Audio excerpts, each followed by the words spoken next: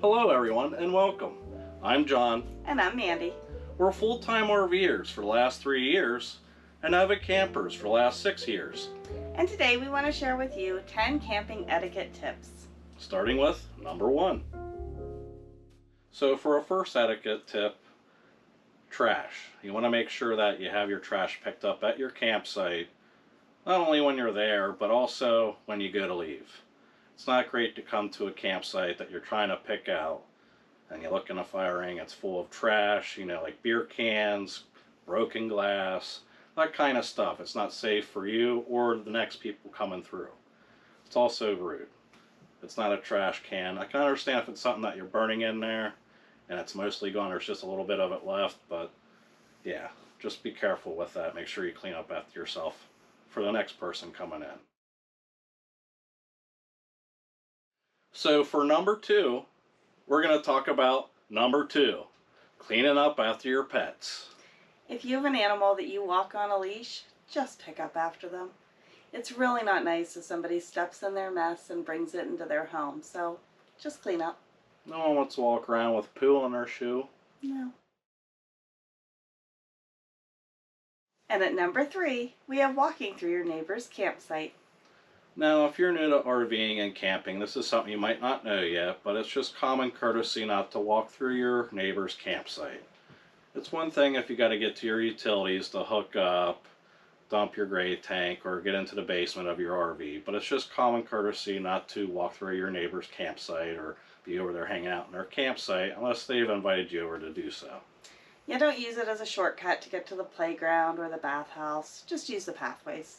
Yeah, this hasn't happened to us a lot, but there was this one time I do remember when we were staying at Thousand Trails, Orlando, and I came out of the RV and there were these 3 kids in the tree. The tree was in our campsite, and in the rules it says you shouldn't be climbing the trees, first off. And I didn't want them to get hurt or anything. I know how kids are. I loved climbing trees when I was a kid. But I was like, alright guys, do you mind getting out of the tree? You're not supposed to be in the tree and you're in our campsite. It was nice about it. So they kindly got down and went on with their day. Yeah, you just got to be careful and make sure you give everybody their privacy and leave their little plot of land to them. So for number 4, we're going to talk about keeping your pet on a leash. Now, I think in every campground we've ever stayed at, this has been a rule. All pets must be on a leash, 6 feet usually, at all times. And I'd say almost every campground we've seen this rule be broken.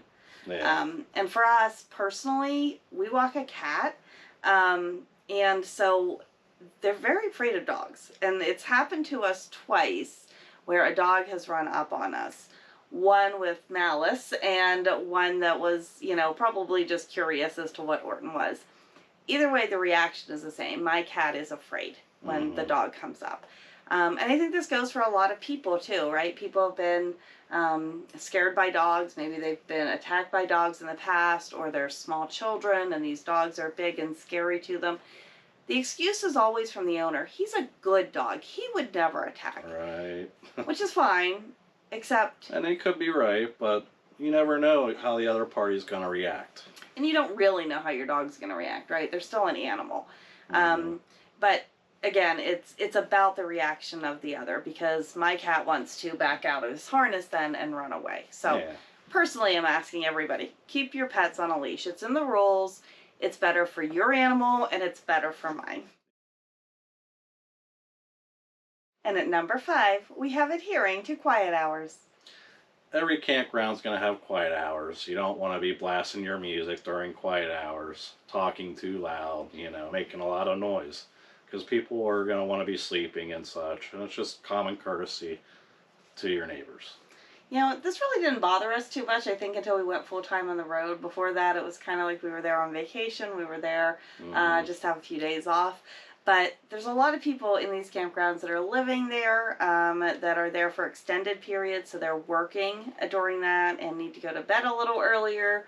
Right. A lot of them are a little older and go to bed a little earlier. So it's just really important that when you get that packet when you check and see when the quiet hours are, and make sure that you're just trying to be a good neighbor and being quiet when you're being asked to. Right. I mean, It's one thing if it's like 5-10 minutes past, when quiet time starts, but you're an hour or two into your quiet time period, you don't want to be doing that, trust me.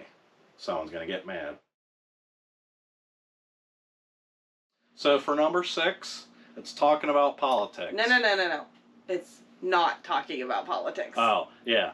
Don't talk about politics with someone you just met. It's just not a good thing to do, You might want to get to know these people first before you dive into something like that. And that's usually not the first time you meet these people either. No, and let's be honest. We come to the campground to relax. There's enough of that out in the world. Yeah. Let's get to the campground and relax and enjoy each other's company, no matter what party you're with. Exactly.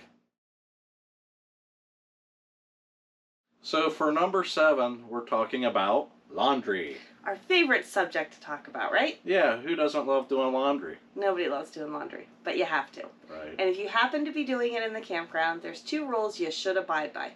First, don't take all the machines. If there's 4 available, maybe take 3. Always leave at least 1 open for the next person. The second is time your laundry. You never want to let laundry sit in either machine, the washer or dryer, because somebody else might be waiting for it. So make sure, even if you don't sit up there waiting for it, that you go back up in time to get it out as soon as it's done. Yeah, it's one thing if you're like coming up 10-20 minutes after it's done.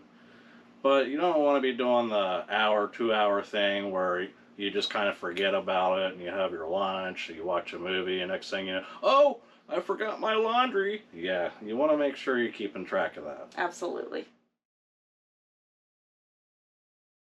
And number 8 is the appearance of your campsite.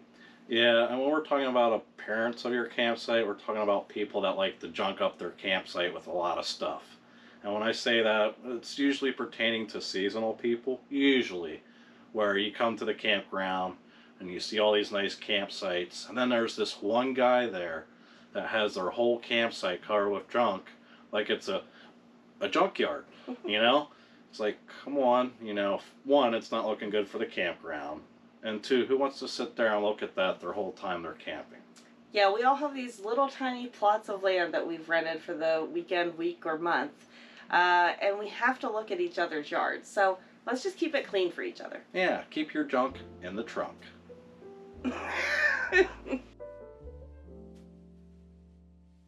So for number 9, we're going to talk about barking dogs. And we're not talking about the dogs that kind of see each other in the park and bark at each other. What we're talking about are dogs that are left in the rig and their owners are gone for hours at a time and they bark the entire time. This is stressful for your neighbors, stressful for your pups. So all we're suggesting is you take some time to figure out how your dogs behave when you're not in the rig. And probably the best way to do this is by putting a camera in. Right. We have one for the cats that we use just to check in on them if we're gone for a little bit. But some of them you can talk to them and kind of mellow them out. But now you're going to be able to see their behavior. And if you're not sure, it could be something where you ask your neighbors when you get back, was my dog barking a lot, while we were gone? Just curious because we're not sure. Something like that. And there's our buddy. What are you doing? Yeah, what are you doing, buddy? You going to check out stuff from the windshield? He's ready to go for a walk. Yeah, he's ready for a walk. Okay, now we're down to our last one. What is number 10? Number 10 is when people want to come over and start talking to you when you're trying to set up. Yeah, it's probably not a good idea because they might have a routine and they'll forget a step and they might mess something up. It's okay to come over and say hello, but come back later and have a beer with them. Yeah. Give them a little bit of time to get their site all set up the way they want. Now, if you see they're about to make a major mistake, that's one thing. Then say something so they ain't messing up their rig or hurting themselves. Yeah, and I will say the first couple times we went out, we had some people come over, give us some tips, help us out a little bit. You can tell somebody's brand new. Maybe you want to offer help. Don't just give it. Right. So those were our 10 camping etiquette tips. I'm sure we missed a couple, so if you have any of your own, please put them in the comments section below. And if you liked this video and you found it helpful, please give us a thumbs up and hit that subscribe button. It'll help us out a lot. Take care, everyone. Bye-bye. Safe travels. We got one more for you. Number 10. What is that? Number 10 is when people want to talk to you when you're trying to... Sorry. Dogs in trouble. We were at a campground in Pennsylvania last year where a dog had been left. The people went wherever they went, and, you know, that's fine. But their lithium batteries caught on fire, and the dog was barking, barking, barking, and it was really because of neighbors around that trailer noticed, because of the barking, that the batteries were on fire. I don't know why I went into that. Yeah, I don't know why I went into that.